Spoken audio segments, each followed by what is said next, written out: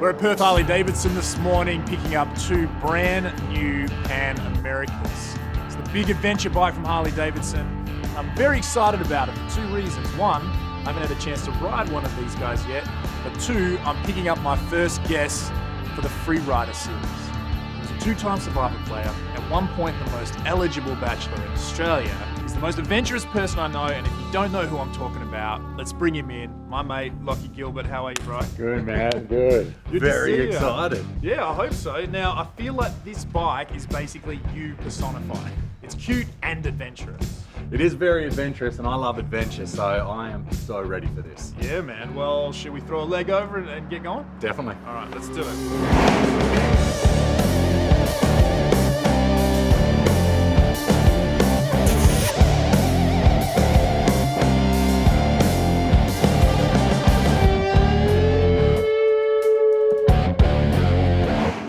Have you been on any adventure where that stands out head and shoulders above the rest? Because for me, when I'm like been looking at what you're doing, and I saw you base jump out of the helicopter in the suit for Taracash, man, that was so sick. Well, that was like some James Bond level of adventure right there. Well, that's what I was going for. It was so good. But has there been any of those like adventures that have really stood out where you think, oh man, that was the one, that was the... I've climbed a fair few volcanoes in Indonesia, but I got on this old bus, left Bali for East Java, packed with people for 6 hours. Then we went on scooters up this mountain, and I'm in this village in Java where I don't really know people. I'm the only Westerner there. And I'm about to climb the hardest, most technical volcano in Indonesia. And when you're saying climbing, like it's like rock climbing it, right? There's bits where you have to get in a harness and like have to abseil down and up. So it was pretty technical. And then you get to the top of this Mount Rowan, and it's just this massive crater. But that was a five-day trip. We spent 3 days on the mountain getting to the top, and then a day getting there and a day getting back. Oh, dude, that's awesome. And what about base jumps? Sketchiest base jump? I've jumped a few buildings all around Australia. I may or may not have jumped the buildings, but did a few in Indonesia that were just crazy. But the best one I'll never forget, it was in Norway, Trolltunga. It was like a 6-hour climb to get up the back of the mountain. We get up the top. It's in the middle of summer, but we're on top of this Troll mountain, and we're waiting, and the clouds start rolling in, and then it started bloody snowing. As you're about to base jump? Yeah, we're like sitting on the edge, getting ready to go, and it starts bloody snowing. Do you still go? Well, we had to wait until the bloody snow, so then we geared up and then ended up... You're just basically sitting around in the snowdrift? Yeah, ready to jump off into nothing. And the problem was, you couldn't see, like you could see the edge, but you couldn't see... That sounds like it would be a problem.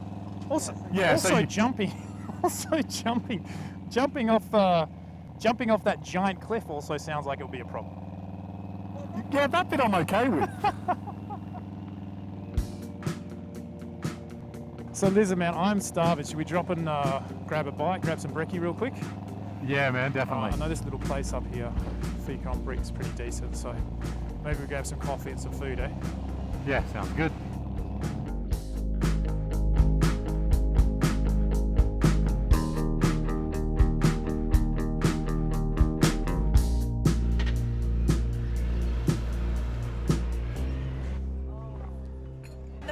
That's me. Beautiful. And a soy cap. Soy cap, living that vegan life now. Vegan. 80% vegan, mate. 80% vegan. 80%. Does that still count? I think it does. So what did you think of the bike, mate? Yeah, bike, amazing so far. I mean, everyone knows Harleys, but I like your kind of adventure bike or your roadster or something really quick and fast. And I've only just got into adventure bikes, and Harley just brought out this, so it's perfect. Have you ridden a Harley before?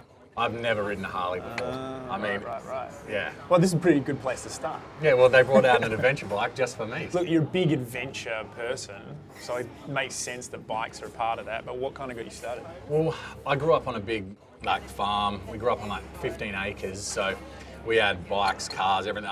First time I rode a motorbike, I was 3 years old on a Pee Wee 50 with the training wheels and everything. Yeah. Oh, really? Yeah, training wheels and everything. 3 years old, flat out. I remember the one time I stood by it. And I grabbed it and just whiskey throttle. I wasn't even on it. I was just getting dragged, and then my knee smashed into a rock, and then I was just crying left in a field. So ever since then, I've loved motorbikes. Holy cow. Have you got something real specific in mind when you're looking for a bike? Because you have had a lot to do with sports bikes previously, right? So Yeah. you've ridden dirt bikes, sports bikes. Is adventure touring kind of the next? Definitely. Yeah. Phase? The next thing is, I mean, I've got a partner now, so I need somewhere comfy for them to sit on the back end. Yeah. But I want to do touring. I want to drive up to the Kimberley, go off-road, through water crossings, out in the middle of nowhere, get out the tent and just camp there. That's like I said, I've done the sport, fast, get in trouble, nearly die. I'm over that. Now I want a comfy, long journeys on the dirt road. Yeah, nearly dying. We don't want any of No, that. That's great. yeah, definitely not. Yeah, I think that's a good thing about the Pan Am's got that capability, right? Like you can do both. Hopefully we'll test that a little bit out. Yeah, We're trying to get some definitely. dirt roads in today. 3 years in Indonesia. There's actually a pretty interesting motorcycle culture in Indo.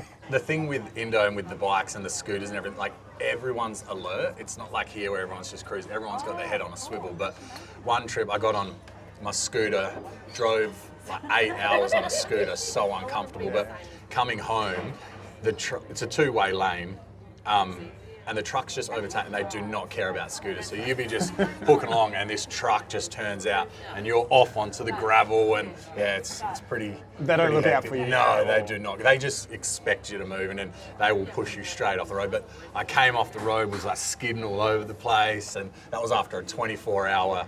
All-nighter to go climb a volcano, and it was just a hectic trip. Holy so, cow, man. And scooters and stuff are the best way to get around Indo, really, right? the only Unless way you're to in a get truck around. and you just want to boss people. Yeah, all you over could, that. I don't know how people do cars over there. It's all about scooters. Is there many Harleys banging around in Indo? There is. Yeah. There's a Harley store there, but I don't know if they're a genuine Harley. There might be Garley or something, but there's a few Harleys that roll around, Harley-Davidson, but yeah. it's literally brr, brr, until you get out on the open road. Asia has this really cool kind of custom Harley-Davidson scene, especially to Japan, where Yeah. the guys do crazy custom work to the bikes. And I have seen some of the stuff in those. So Yeah. it'd be interesting to go and actually check out kind of what that scene looks like. Would at the be, moment. yeah. Because I feel like this bike might be a good one for Indo. Oh, it'd be I perfect. feel like I'm over-plugging the bike now. This would be a great bike to ride. Are we in selling the Indonesia. bike or what? Harley-Davidson Pan America, available now. Buy one. I find it fascinating, Indo, because there is so much adventure stuff involved around Indonesia, and that's the whole basis for your company, really, Yeah. that you were doing there, wasn't Yeah. it? I mean, I went to Bali as an 18-year-old kid, got drunk, never left Kuta, absolutely hated Bali. Went back a few years later, got out of Kuta and just realised Bali's just this amazing place, full of adventure, full of things to do. And if you get outside of the main tourist area, it's like a whole new Bali. What pushed that decision forward for you to want to actually live there? Well, I worked as an adventure guide all through Europe, and I just wanted to start my own company, wanted to be close to Australia, so Yeah. Bali was the obvious choice. Yeah, pretty close to WA too. It's easy to come back in and out. Yeah. Yeah, man. All right. Well, look. Should we get back on the road? You want to polish that coffee off, and we can hit it.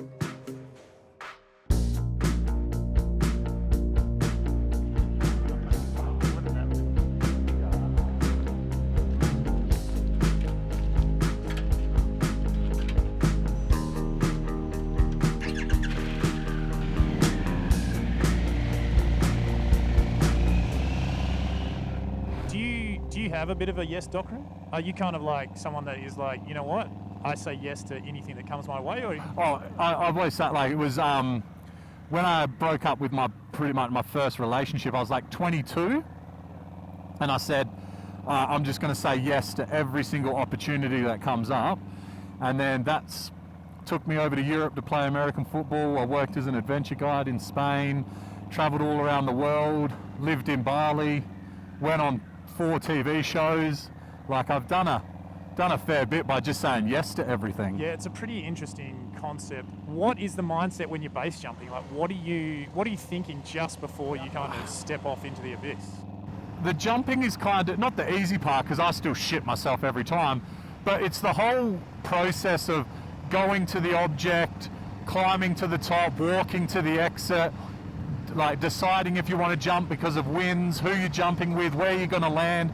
So it's not actually just the jump, it's the whole process of getting to the exit and then getting away. So the jump is the easy part. It's like whether there's security cameras, whether it's too sketchy, you need ropes to get down to it. So you just need to be ready for any change because the jump's always going to be the same. But you feel, when you're standing there, look, I haven't base jumped, but I've skydived, tandem. But don't you feel that invisible hand that's basically just pulling you back, not letting you do that? Like, do you ever struggle to push through that? You're just like, I'm straight out. Oh no, I'll get to the edge and I'm like, all right, ready? 3, 2, what? Nah, just wait. Ready? 3, 2, nah, just wait. Like, I backed out so many times. So, you know what I find funny is I feel like there's levels to this game because the fact that you're actually even base jumping puts you in the big cojones bracket already. You know what I mean? Well, you're standing on an edge of a cliff, so just standing there is quite scary. Dude, it's crazy, man. It's crazy. How many skydives before you're base jumping? You're meant to have like 150 to 200. I was on the lower end of like below 50. But, I mean, base jumping's just all competency. Like, if you're good with your body and like I did a lot of cliff jumping and that's I'd say cliff jumping is more to do with base jumping than skydiving. Yeah, right, okay. Because it's with skydiving you're jumping straight into wind. Yeah. And with base jumping you're jumping into like neutral wind. Like there's no, you're just a product of gravity. Product of gravity. I like thinking of it like that. That's brutal. Yeah. You used to want to be that product of gravity on the wrong day. Yeah. What's it been like after the show? Like, I think one thing about Survivor is you're competing. You're in competition. Yeah. Oh, this is getting a little bumpy here. So you're in competition, right? So you're not really worried about being judged by the public or what's being seen by the public, etc., etc. But then when you're on a show that's about being in love, and the public is so infatuated with like romance and who's dating who already in the celebrity sphere, is that just a super intense experience coming off? Like on Survivor, no one really cared about your personal life. Yeah. On The Bachelor, that's all they care about.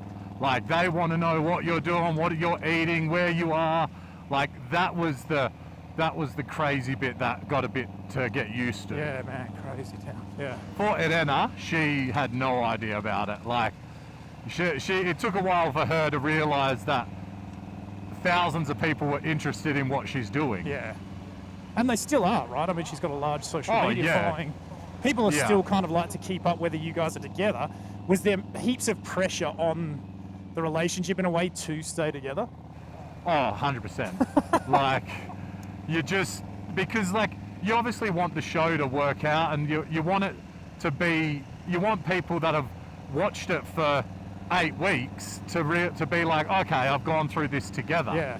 Like, you want there to be a happy ending. And I was just lucky that it was really easy with Irena. Like, I could have ended up with someone else that we break up 3 months later and everyone's like, of course the show didn't work. But I mean, The Bachelor Australia is like, out of the 9 bachelors, 5 of them are still together. Mate, it's actually been awesome to see you again, to go for a ride. I love chatting to you, man. You're like one of my favourite people and I'm so happy for your success. I cannot wait to watch SAS. And for anyone watching or listening, if Bali has reopened, where can they find the adventure touring stuff you've been doing? Yeah, I mean, as soon as Bali opens, like I'm the guy to see. Like 4 Elements Adventure, we'll show you all the best places. Like we'll get over there, help out all the locals, and just live it up. And anything else we need to check out? Where can people find you? Mainly on Insta? Yeah, just find me on Instagram, Locklan Gilbert. keep up with all the lovey-dovey stuff. I'll try to put some adventure stuff in there as well. But There is a lot of canoodling on your Instagram. oh no, I know. You got to give the people what they want. I love it, man. Well, thanks very much for today. It's been awesome. I hope you enjoyed the Pan Am. They got a little bit dirty, didn't they? Oh, yeah, it got a little bit dusty, but that's what they're for. But this is a great bloody bike. But I've had an amazing time. Yeah, like you said, always a good time speaking to you.